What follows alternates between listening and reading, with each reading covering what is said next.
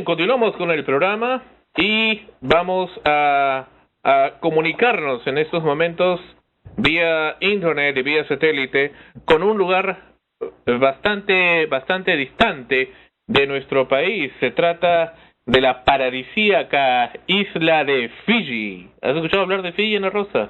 Sí, a ti te he escuchado muchas veces hablar de Fiji y bueno, hemos comentado mucho, ¿no? De poder ir alguna vez a conocerlo. A la isla de Fiji en Oceanía, concretamente con la ciudad de Suva, su capital. En Suva es su capital. Correcto, y estamos en estos momentos en contacto con Radio Fiji Gold, que es una emisora principal en la ciudad de Suva, en la ciudad de Suva, precisamente capital de Fiji, y estamos en contacto con Karra, que es una representante de Radio Fiji Gold. Karra, good afternoon or good morning for there.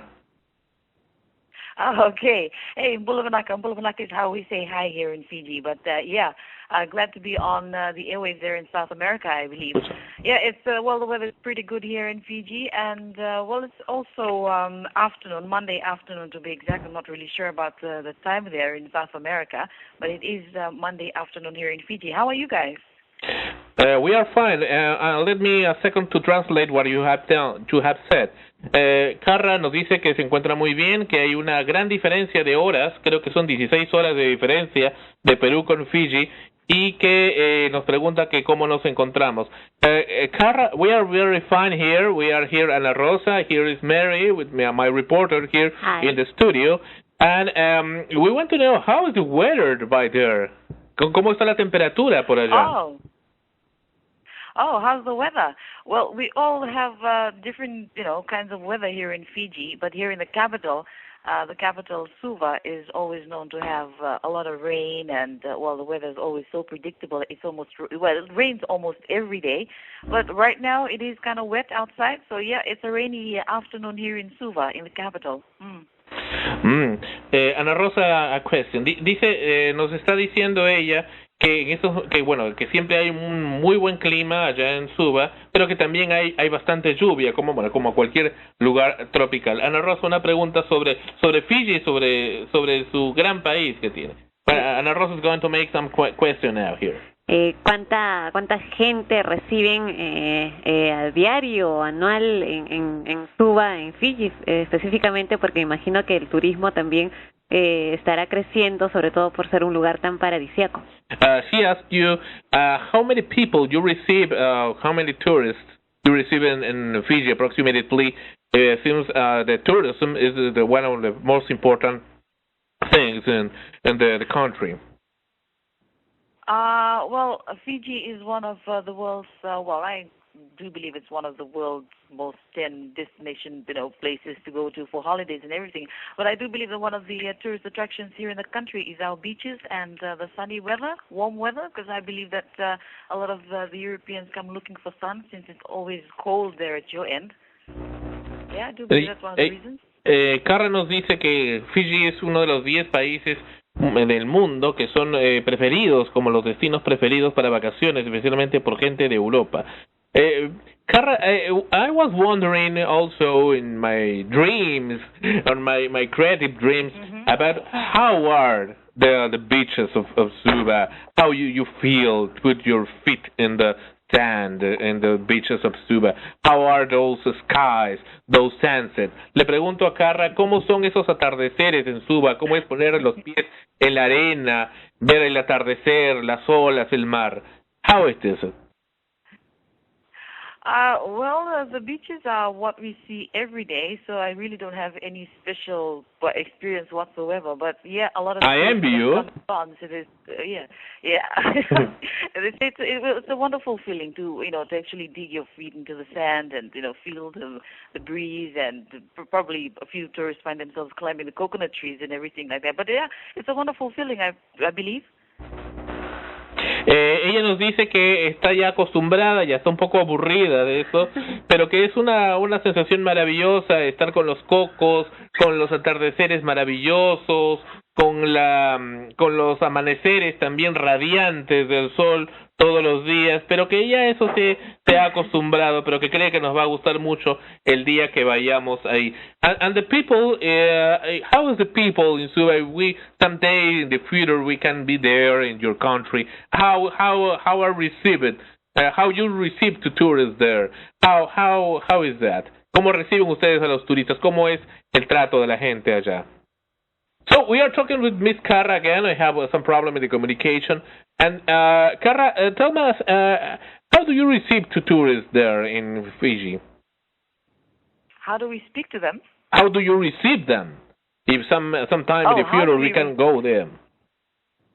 Oh, okay. How do we receive you guys? Well, normally if you come out when you come to Fiji, you come through the airport. There's usually you have a band that's there waiting for you with dressed traditionally in how we dress up here in the country traditionally, and they usually have ukuleles and stuff, singing songs, and they usually put garlands on you and welcome you with leaves and petals of flowers being thrown at you and all that. And, like in Hawaii. That's pretty much how you do it. Sorry? Like in Hawaii. Yeah, sort of like in Hawaii, but it's quite different in the sense that we're sort of like different people. I mean, in Hawaii you have those with the long straight hair, and here we have the dark-skinned people with afro and all that. Yeah. What is the language you speak there? You speak English, Hindi, I think, also, right? Yeah, the main language that's spoken in the country is English. Everybody speaks English, but the mother tongue language that is mostly spoken is Fijian. But then the Indo-Fijians make up the second largest population. So we've got three main languages, and those languages are English, Fijian, and Hindi. Hindustani. Ella nos está indicando que ellos hablan tres lenguas en realidad, hindú, fijiano y también el inglés, aunque comercialmente hablan inglés. Y sobre el recibimiento me dice que hay una banda que recibe así con flores y cosas a todas las personas cuando llegan a su ciudad, lo cual es bastante atractivo e interesante. We know that it's not required for Peruvian here to have visa to visit Fiji. The problem is how we can go there. very, very far and very close also, because we are in the other side of the sea. I mean, also share the Pacific Ocean. Le estoy comentando que en realidad no existe visa para los peruanos, no es necesaria la visa para los peruanos para que visiten Fiji, pero que bueno, nos encontramos al otro lado del océano. Finally, Karra, we thank you a lot for this communication, practically in the other side of the world, and we ask you, how is Radio Fiji Gold? We have been listening your station some weeks, since starting some weeks ago. We heard your contest, all the things you made in the radio station, and also it's very interesting because it remembers us the old times radio here in Peru, what we really want to be back. Le estoy comentando a ella que hemos escuchado su Radio Fiji Gold. En realidad Radio Fiji es una corporación de radios, una de ellas es Radio Fiji Gold, y que nos gusta mucho los concursos, sobre todo con el público que hacen.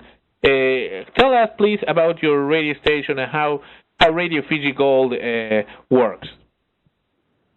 Oh, okay. Radio Fiji Gold is one of the 6 stations under the company Fiji Broadcasting Corporation Limited. In short, it's known as FBCL. So Radio Fiji Gold is a classic station, also the flagship station of the company. And Radio Fiji Gold is actually it's a classic station. What we play is basically those hits that came out, from the 60s, the 70s, the 80s, the 90s. We've also got some recurrent hits, and we've got some hits that just came out a couple of days ago. The ones that were released, new music, basically new music. So we play almost everything, from reggae to country, R&B to hip hop, and almost everything, and but mostly the classics. Ella, Karra, nos comenta que su emisora es una emisora muy cercana al público y que bueno, que pone música adulto contemporánea, música de rock clásico, diferentes tipos de canciones que hacen de la preferencia de la audiencia. Y Mary, que está acá a mi costado, va a hacer una pregunta también. Bueno, yo quisiera saber, justo ahora en estos tiempos, en estas fechas, ¿qué lugares ella nos recomendaría visitar? En fin, she's telling us, asking you, what are the places, the more notable places, recommendable places in Fiji to visit when some people will be there? Oh, okay. If you're planning to come over, I reckon that you should probably go to Wakaya, or there's other places, other hotels, other resorts you should probably check out. That's in the west in Mandi. And we've also got some great places here in the capital. But I do believe, not that I've been there or have experienced anything, but from stories of those who have actually been there, the perfect place to visit are the villages and the islands, because you get a first-hand observation and feeling of what it's like to be in Fiji.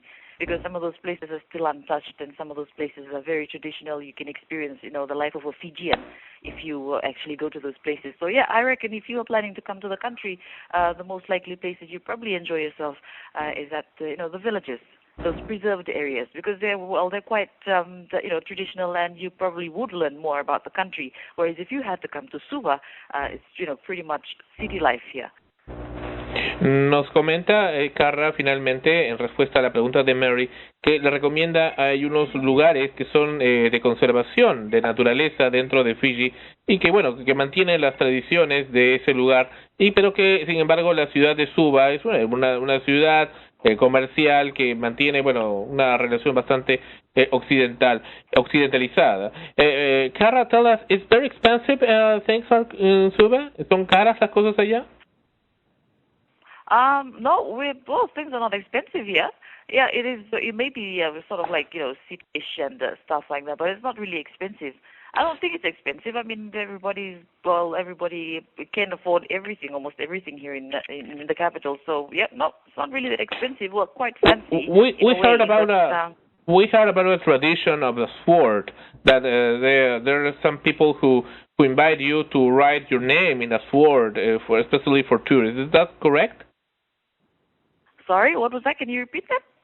I read in the internet that there is a tradition in Suva, I think, that some people invite to the tourists to sell swords, big swords with their names on it written. Is that true?